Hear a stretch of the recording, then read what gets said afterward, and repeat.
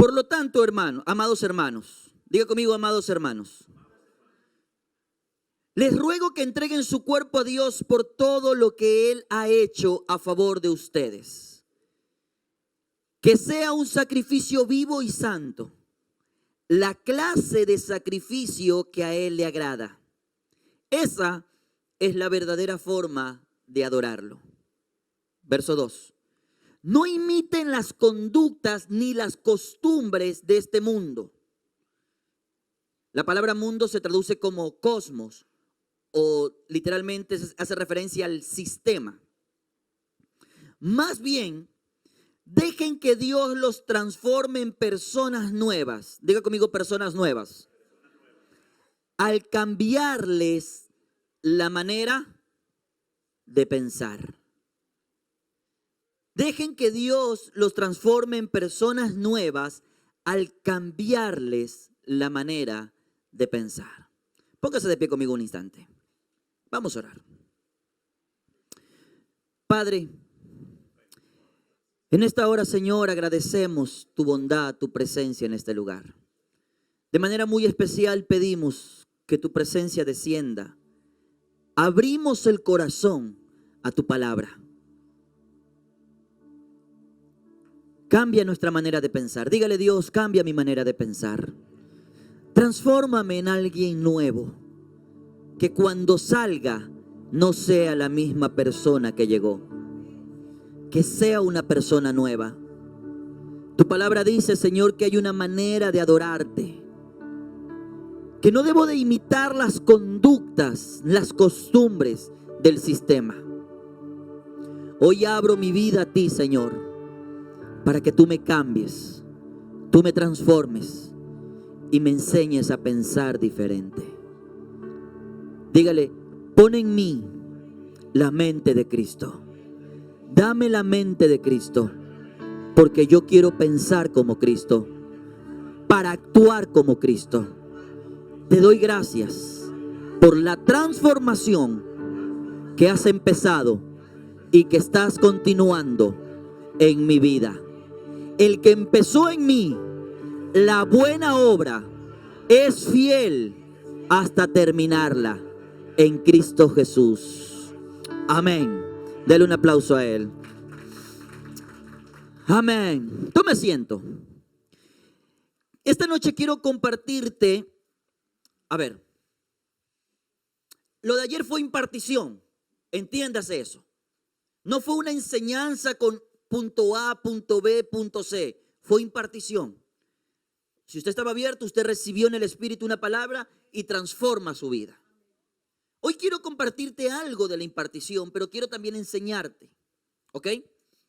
Entonces, el apóstol Pablo inicia diciendo, por lo tanto, amados hermanos, si hay algo que el apóstol Pablo sabe, es que si vamos a hacer algo, tenemos que hacerlo desde el amor. Diga conmigo, todo lo que hago, lo debo hacer desde el amor. Porque hay muchas veces en que hacemos cosas movidos por intereses egoístas, por vanagloria, y no hay amor en lo que hacemos. Porque el amor cubre multitud de errores. El amor se sacrifica. Y el apóstol Pablo está hablándole a la gente y le dice, amados hermanos, porque él entiende que la gente es gente a la que él ama. Y si vamos a hacer algo, tenemos que hacerlo desde el amor. Y él luego les dice, les ruego que entreguen su cuerpo a Dios. Él les está rogando. Por todo lo que él ha hecho a favor de ustedes. ¿Dios ha hecho algo por ti? ¿Dios ha hecho algo para ti? Por esa razón el apóstol dice, te ruego que tú presentes tu cuerpo, tu vida como un sacrificio vivo y santo. Eso fue lo que hicimos ayer. Esa es la clase de sacrificio que a él le agrada. Esa es la verdadera forma de adorarlo. Es mucho más que cantos. Es un corazón rendido.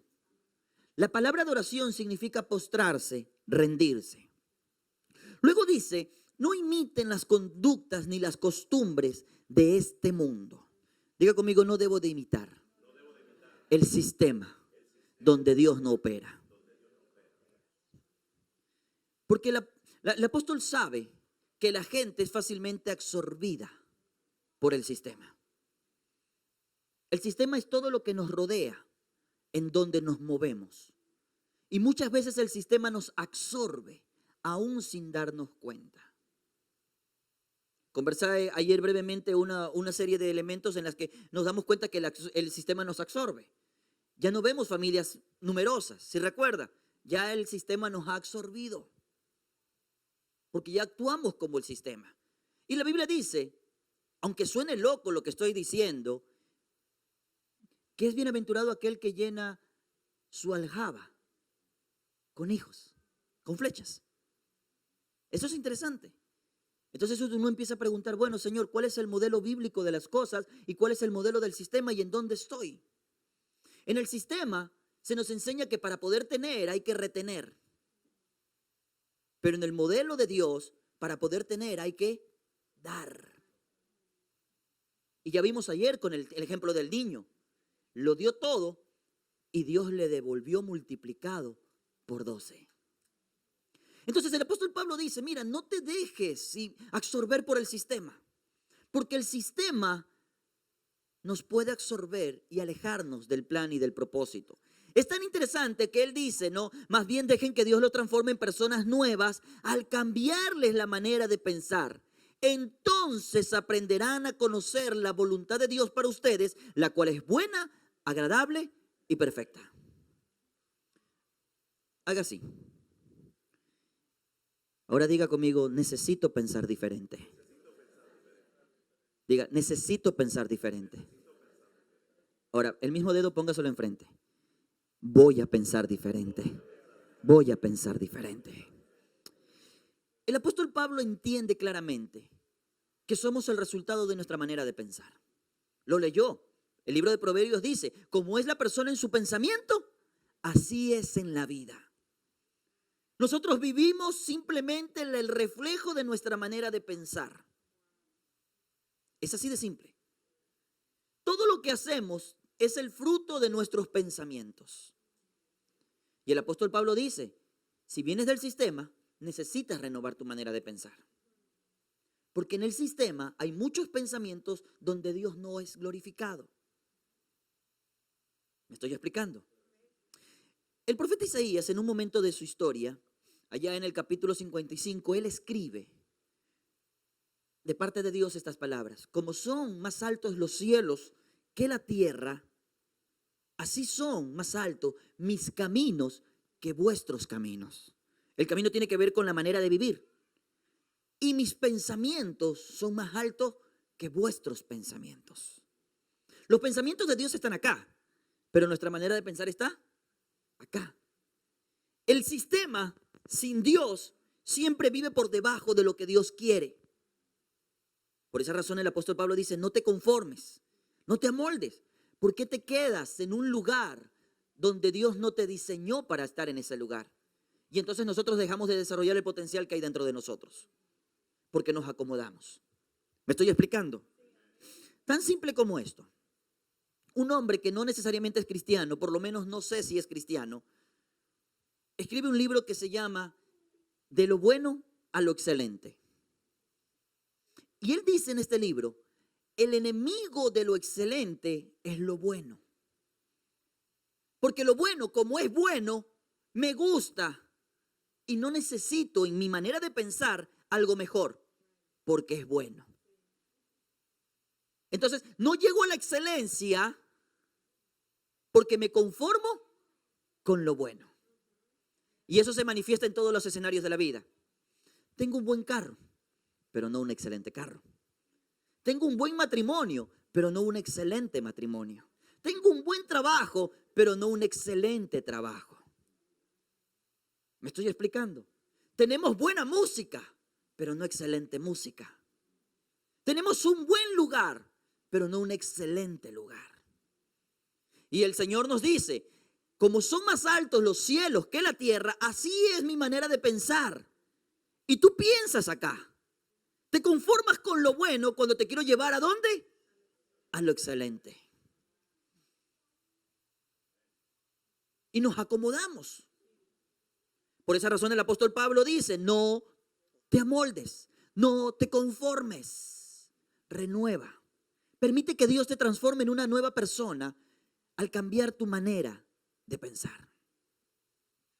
Entonces nosotros necesitamos entender que tenemos que cambiar nuestra manera de pensar.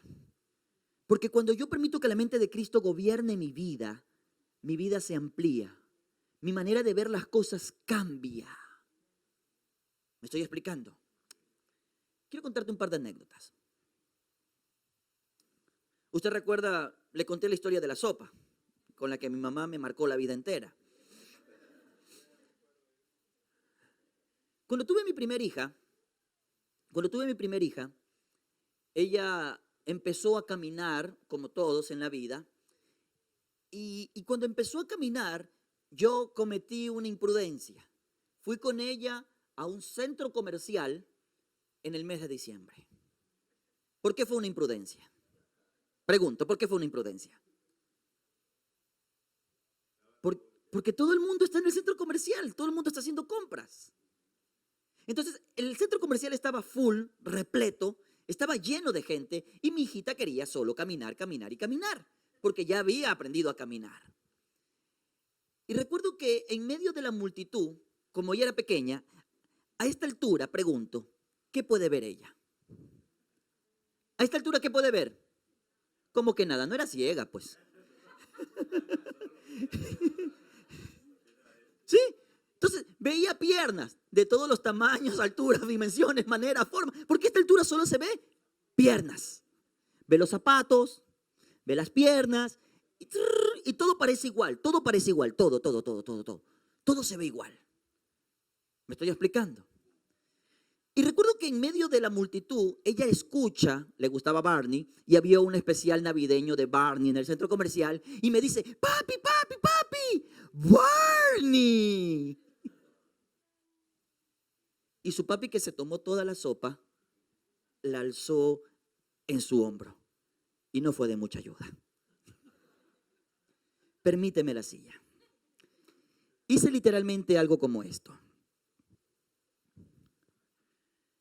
Todo el mundo estaba ahí. Yo quería que mi hija viera a Barney. Entonces me subí en una silla muy estable y ella conmigo. Pregunto, ¿su visión cambió? ¿Por qué cambió? Porque se elevó.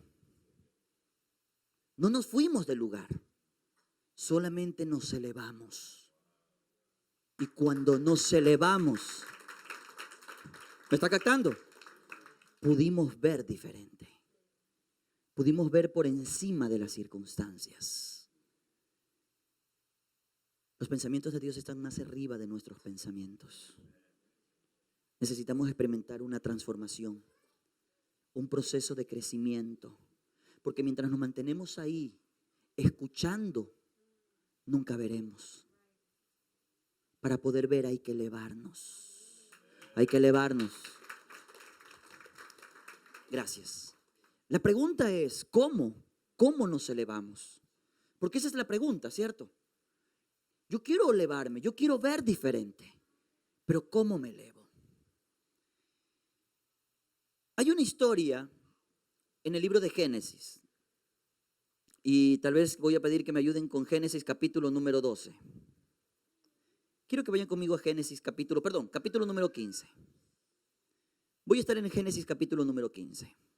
En el capítulo 12 Dios le da una promesa a Abraham, si recuerda, te bendeciré, serás bendición, te haré tan grande y te daré una familia tan numerosa y te haré famoso. Bendeciré a los que te bendijeren y maldeciré a los que te maldijeren. Dios le da una promesa. Entre Génesis 12 y Génesis 15 ha pasado algunos años. Ahora, escúchame esto.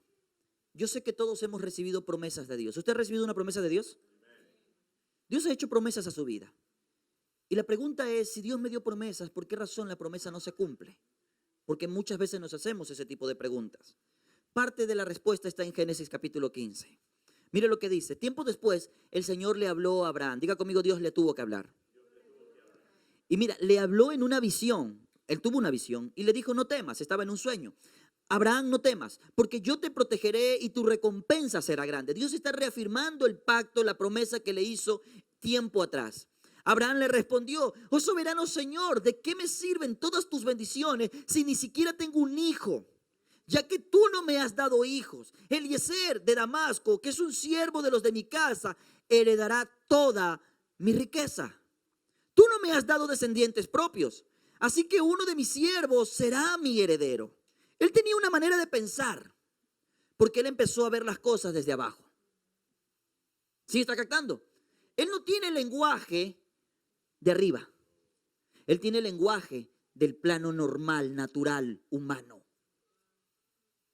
Él no tiene el lenguaje de Dios. Él tiene una manera de pensar por debajo. Y muchas veces nosotros estamos así. Señor, tú me has dicho que yo dé, pero yo doy y no pasa nada. Tú me has prometido y yo he hecho, pero no pasa nada. Tú me has indicado y yo he obedecido, pero no pasa nada. Y al final del día parece que no va a pasar nada. ¿Me estoy explicando? ¿Sí le ha pasado eso? Mira lo que sucede. Después el Señor le dijo, porque Dios tiene que hablarle: no, tu siervo no será tu heredero, porque tendrás tu hijo propio, quien será tu heredero. Entonces, verso 5, y aquí está la clave: el Señor llevó a Abraham fuera. Ahí dice, ¿no? Verso 5.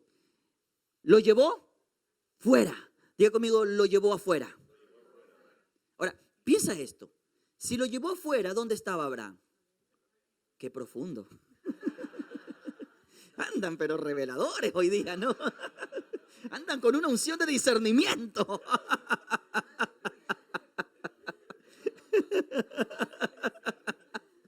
Lo llevó afuera. ¿Por qué? Porque estaba adentro. Señor, ya dimos la palabra.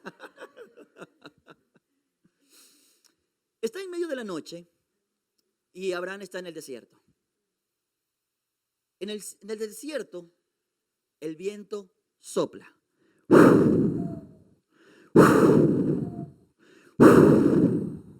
¿Y qué levanta el viento? Y si tú estás afuera, ¿qué pasa contigo? Te bañas de arena. ¿Y dónde molesta la arena? En los ojos. ¿Capta lo que estoy diciendo? Porque si sales en medio de la oscuridad, la arena se levanta y te molesta, te incomoda. Es mucho más fácil permanecer ¿a dónde? Adentro. Es mucho más fácil permanecer en el lugar seguro, en el status quo. Dígale a su vecino: no te quedes en el status quo. Porque a muchos Dios les está diciendo: quiero llevarte afuera.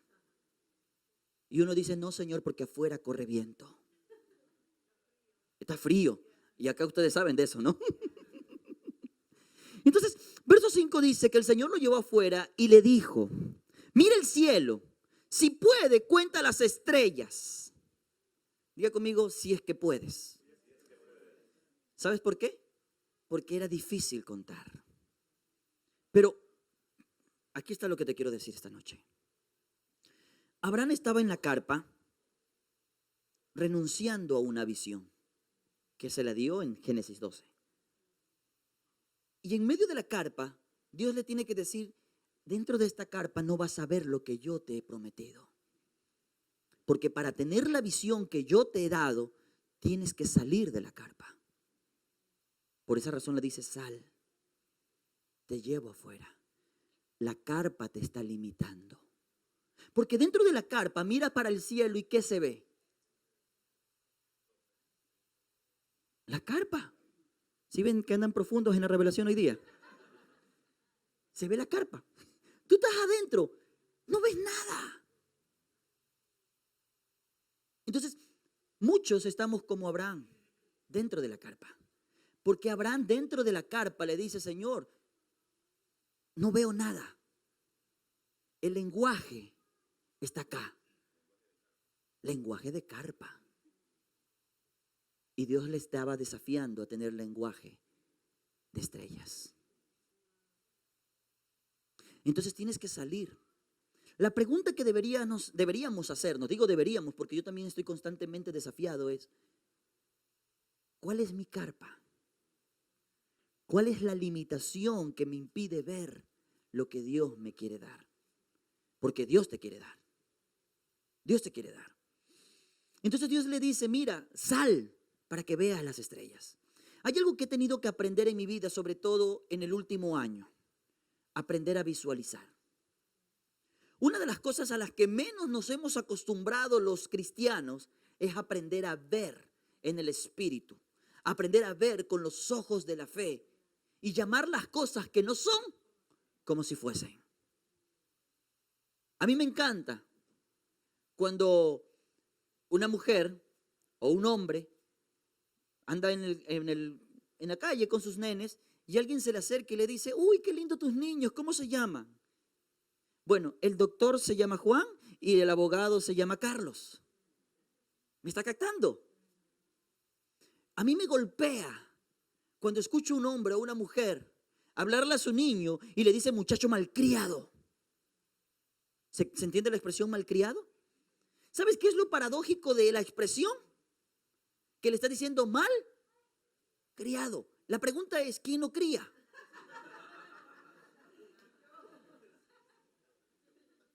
¿Me está captando? Pero somos tan inconsecuentes que tenemos lenguaje de carpa. Tenemos lenguaje de carpa.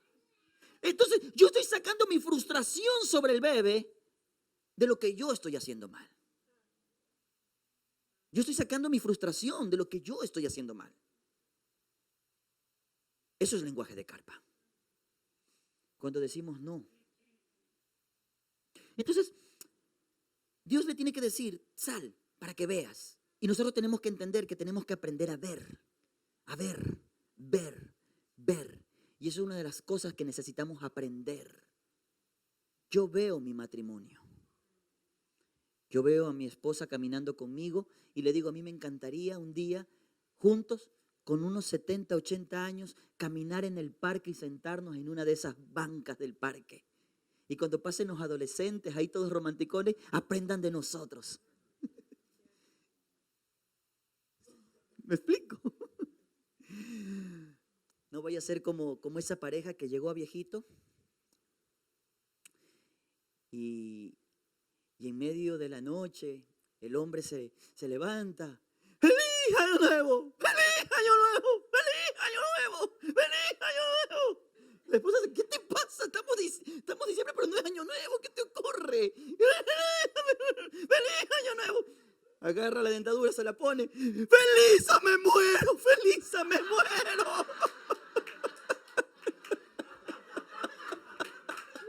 Dale un aplauso a Jesús.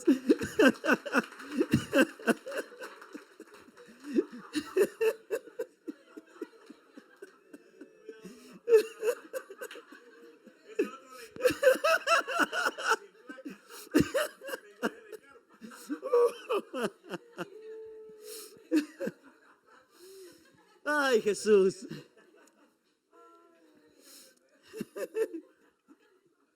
Porque hay que estar en la sintonía para ver. Hay que estar en la sintonía para ver. Cuando Jesús entraba a orar por sanidad, Él decía que salgan todos. Porque contaminan la fe. Contaminan el ambiente.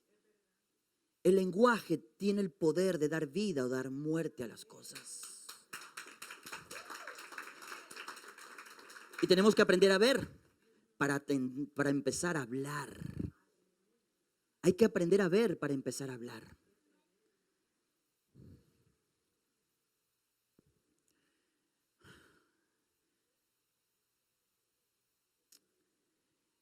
Quiero convertirte a algo personal. Cuando yo tenía 17 años, ya casi 18, yo ya estaba en la iglesia. No estaba trabajando porque empecé a los 19 años. El Señor habló a mi vida en una reunión de líderes. Y el Señor me dice, quiero que sueñes pastoreando jóvenes. Y yo dije, está bien. Y yo me paré en medio del patio de la iglesia y empecé a ver y dije, Señor, yo creo que tú me vas a dar la oportunidad de pastorear jóvenes. Un año después, vi la mano del Señor abriéndome las puertas para poder ser parte del equipo pastoral. Y empecé a pastorear adolescentes. Pero Dios me dijo, pastorearías jóvenes. Y tuve altos y bajos. Recuerdo tanto que hubo una reestructuración en la iglesia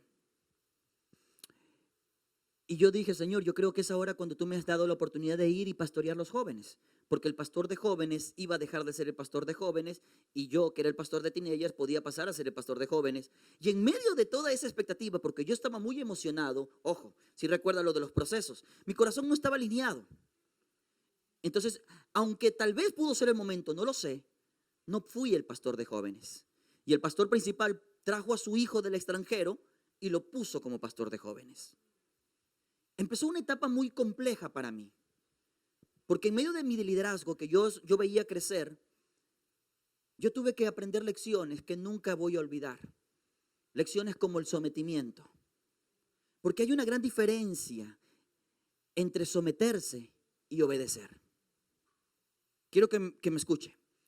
La Biblia dice, hijos, obedeced a vuestros padres. Porque la obediencia no es opcional. Lo haces, quieras o no. Con ganas o sin ganas lo haces. Eso es obediencia. Pero el sometimiento es otra cosa. Porque el sometimiento es un acto de la voluntad. Yo elijo. No me obligan, yo elijo. ¿Sí me está captando? Entonces yo aprendí una de las lecciones más importantes durante esos días. Porque el pastor que había venido, que había sido ahora pastor de jóvenes, reunió a todos los ministerios que estábamos. Y yo, que era pastor de adolescentes, fui absorbido. Y en términos reales, yo veía su liderazgo y veía mi liderazgo. Y yo en mi cabeza decía, yo estoy mejor preparado. Tenía las destrezas, lo que no tenía era el corazón. Tenía la habilidad, pero mi corazón no estaba listo. Y muchas veces Dios no nos permite alcanzar las estrellas que nos prometió porque nuestro corazón no está preparado.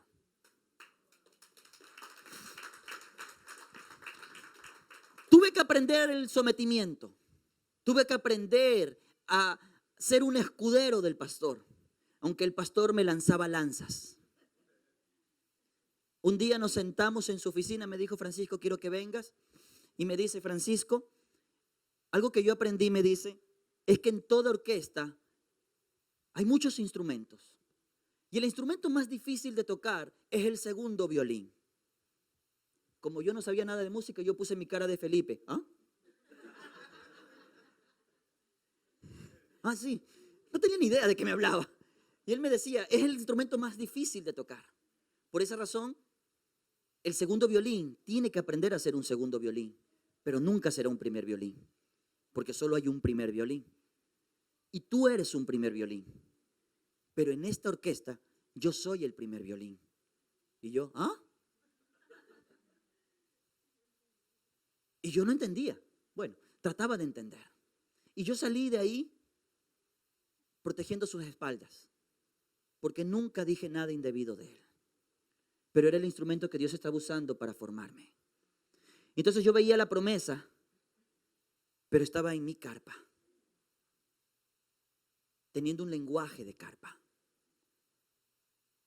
El tiempo pasó, el Señor empezó a mostrarme, yo empecé a ver, dije, está bien, yo voy a confiar. Circunstancias van, circunstancias vienen. Tuve la oportunidad de llegar al liderazgo de jóvenes. El pastor principal me pidió que liderara a los jóvenes y yo dije, wow, el día que renuncié en mi corazón a algo que anhelaba fue el día que Dios me lo entregó. Yo quiero ser claro en esto. Tú no renuncias a tu sueño, renuncias al afán de vivir. Tú no renuncias al sueño, renuncias al afán de tenerlo, que es diferente. Porque Señor, sea lo que sea, será tu voluntad en tu tiempo. Y curiosamente, cuando decimos esa oración es cuando el tiempo de Dios empieza a funcionar. Esa es una lección que yo no he podido olvidar. Me pasó, les dije ayer, me pasó con lo del templo. El Señor, Dios hace esas cosas. Entonces, cuando me convertí en pastor de jóvenes, yo empecé con un gran sueño. Éramos 250, después de 5 años llegamos a ser 1500, pero no fue de la noche a la mañana. Yo recuerdo que llegaba el sábado a la reunión de jóvenes y habían 2 carros. El uno era el mío y el otro era un carrito bien viejito del conserje que tenía. Y era un parqueo como para unos 150 carros. Eso se veía vacío. Y los jóvenes llegaban a pie. Y yo decía, Dios mío, bueno. Y decía, bueno, vamos a orar por las ofrendas, vamos a bendecir, ta, ta. Y los jóvenes, me di cuenta que necesitábamos recursos. Tenía semanas de haber iniciado, hice una lista de requerimientos y le dije al pastor, para poder hacer el ministerio efectivo y poder traer el crecimiento que estamos anhelando, necesito que me ayude con estas cosas. El pastor muy gentilmente toma la lista, empieza a leer, dice, necesitas una guitarra, necesitas esto, necesitas... Wow, está bien, parece que vas a estar bien equipado. Y yo estaba contentísimo. Yo dije, ay, perfecto, Señor, gracias, abriste los cielos. Me dice que bueno. Y me mira y me dice, ¿y cómo lo vas a conseguir?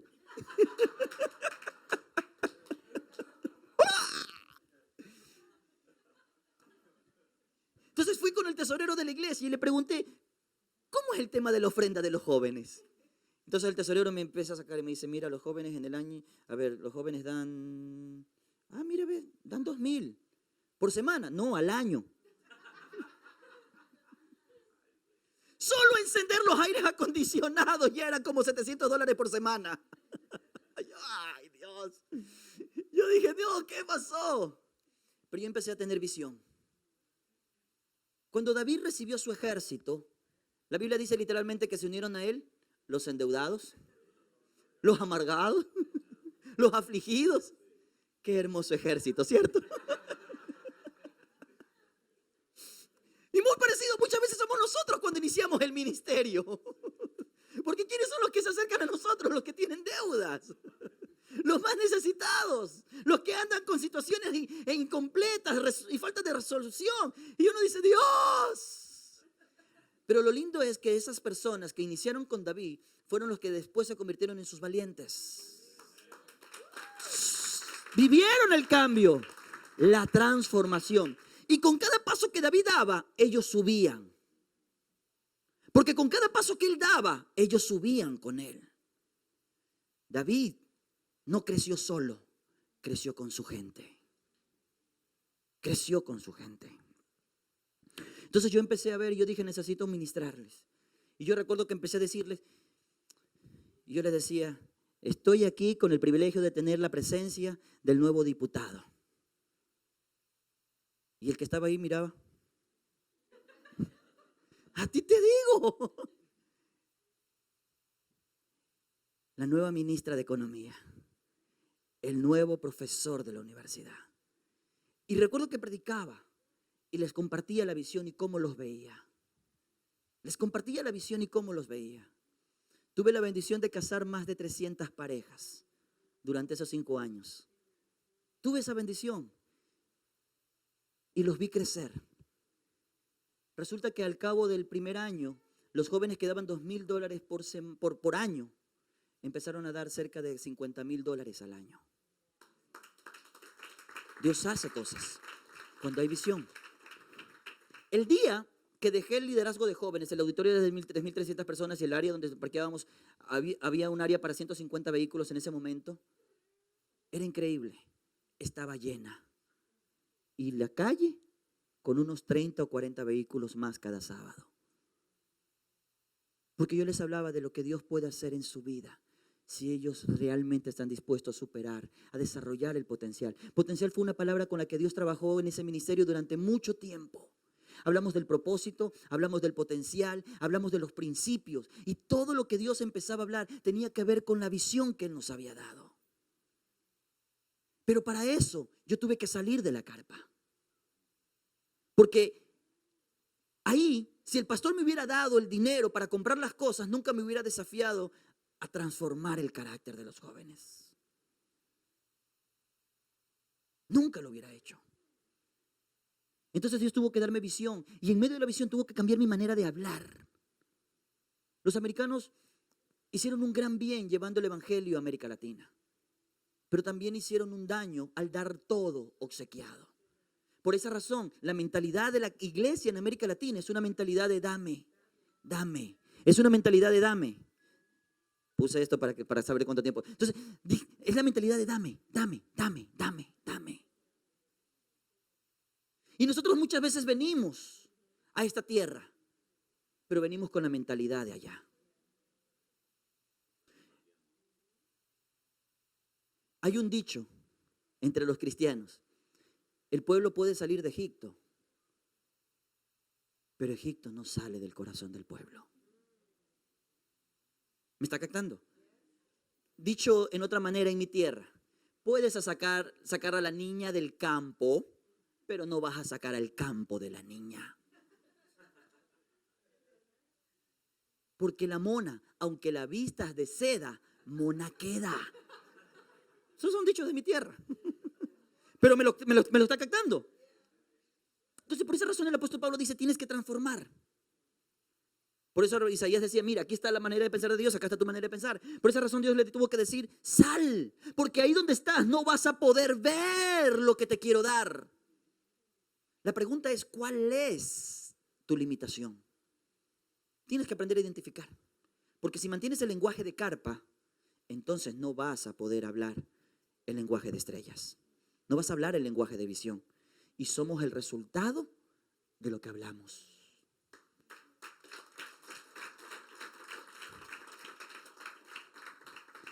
Quiero decirte un par de detalles más. Aprender a ver tiene que ver con el aprender a observar. Estaba este año en Colombia, en la convención anual del pastor Castellanos, ahí en la misión carismática, y es un auditorio de 12,000 personas.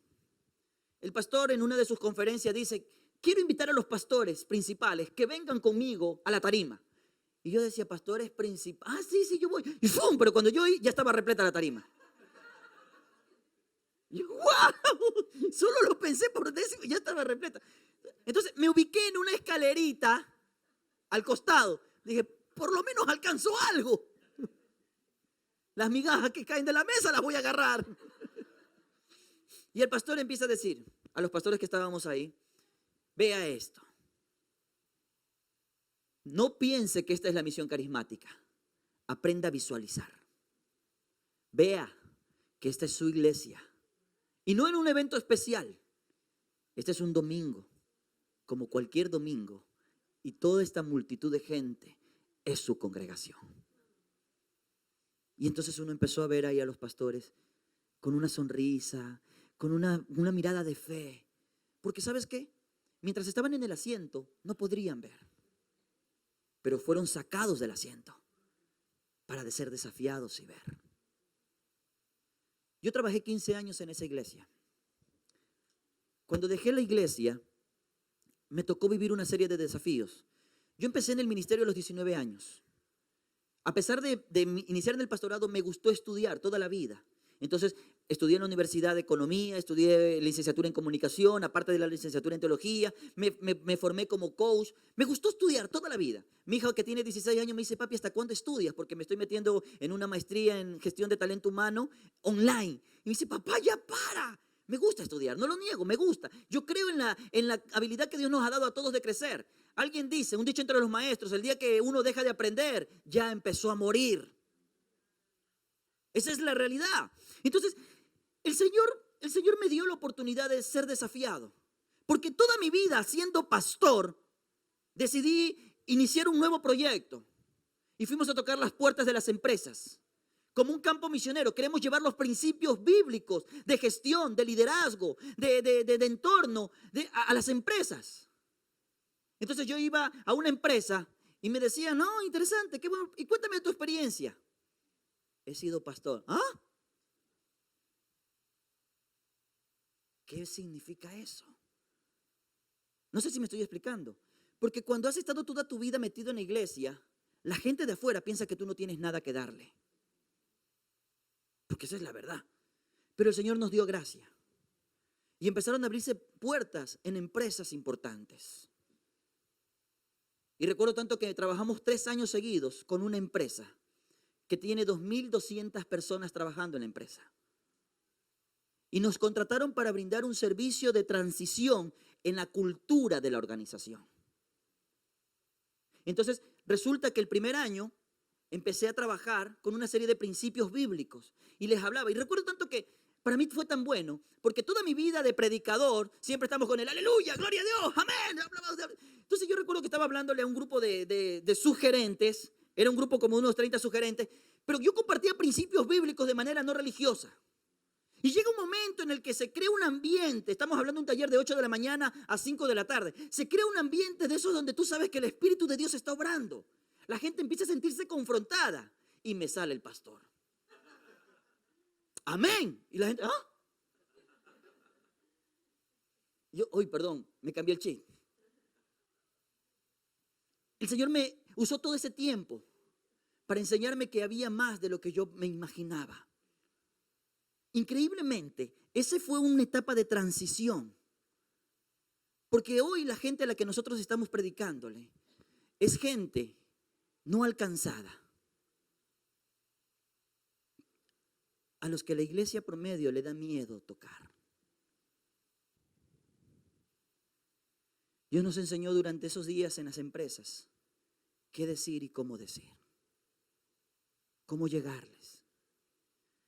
La persona que sembró el terreno que les comenté ayer es una persona que tiene 600 personas trabajando para él. Entonces yo me siento con él todos los días martes a las 10 de la mañana y ministro su corazón a la luz de la palabra. Porque sus decisiones afectan no solo su vida y su casa, afectan a 600 familias. Entonces yo no veo una persona, veo 600 familias. La mayoría de nosotros cuando ve una semilla lo que ve es algo pequeño, vulnerable, insignificante. Pero cuando uno tiene visión, no ve la semilla, ve ni siquiera el árbol, ve el bosque. Lo que yo vi estos días de la familia Chacón fue el resultado de una semilla esparcido. Y soy honesto, durante este tiempo el Señor ha estado ministrando mi corazón, hablando de la importancia de trabajar a favor de la familia. Y ver esta escena, y el video que ustedes vieron ayer ya es la tercera vez que lo veo, literalmente es la tercera vez que lo veo, porque estuve en la noche de la celebración de Acción de Gracia, luego lo vi en la iglesia de Boston y lo vi ayer nuevamente. Y con cada visión se iba aclarando todo. Eso es lo que quiero, Dios. Porque se hizo más claro. Eso es lo que quiero. Pero para eso, Señor, hay que hacer un trabajo intencional.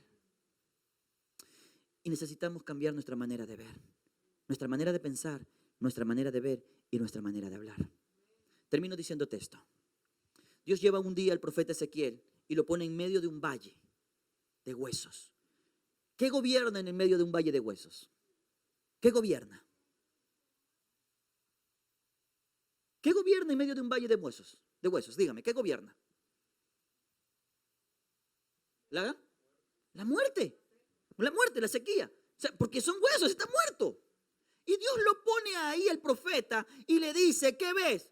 Pues huesos. Y vivirán. Ah, pues no sé. Solo tú lo sabes. Y Dios lo desafía. Profetiza. Una de las cosas que tenemos que aprender es a empezar a ver. Ok, Señor, yo veo mi matrimonio de una mejor manera. Yo veo días felices junto a mi esposa. Yo veo a mis hijos crecer en el temor de Jehová. Yo veo a mis hijos crecer amándote, orando, sirviéndote, Señor. Y entonces uno empieza a ver. Pero uno también tiene que empezar a profetizar. Uno tiene que empezar a profetizar. Entonces el Señor le dice, profetiza. Profetiza. Tenemos que cambiar nuestra manera de hablar. Tenemos que decir, oh, qué bueno verte. Y ya saludamos al americano. Me da gusto ver tu hogar restaurado. Me da gusto ver que tu negocio va bien. Y el hermano dice, ¿negocio? Pastor, creo que se confundió. No, es que estoy viendo en ti un empresario. Un hombre de Dios con visión. Un hombre que es capaz de prosperar en cada lugar donde Dios lo pone. Veo a tus hijos amando al Señor, sirviendo. Me encanta pensar eso. Me encanta pensar eso. Entonces, si queremos tener visión, necesitamos elevar nuestra manera de pensar.